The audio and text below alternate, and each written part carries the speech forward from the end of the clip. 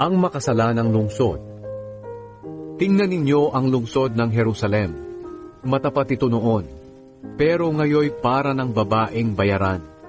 Dati mga taong matuwid ang mga nakatira rito, pero ngayon ay mga mamamatay tao. Jerusalem, dati mahalaga ka tulad ng pilak, pero ngayon ay wala ka ng silbi. Noon para kang mamahaling alak, pero ngayon ay para ka ng alak na may halong tubig.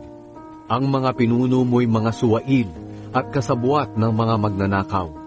Gusto nila palagi ng suhol at nanghihingi ng mga regalo. Hindi nila ipinagtatanggol ang karapatan ng mga ulila, at hindi rin nila pinapakinggan ang daing ng mga biyuda.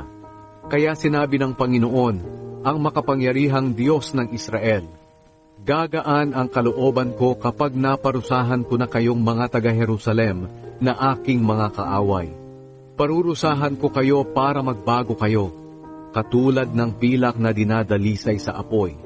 Muli ko kayong bibigyan ng mga pinuno at mga tagapayo, katulad noong una.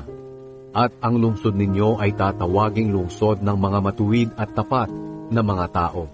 Magsisisi ang mga tao sa Jerusalem, at ito ay ililigtas ng Diyos, at magiging matuwid ang pagtrato ng mga pinuno sa lahat ng mga mamamayan.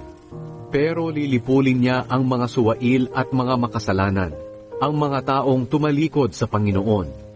Mapapahiya kayo ng mga taga-Jerusalem, dahil sa pagsamba ninyo sa mga puno ng ensina at sa mga sagradong halamanan.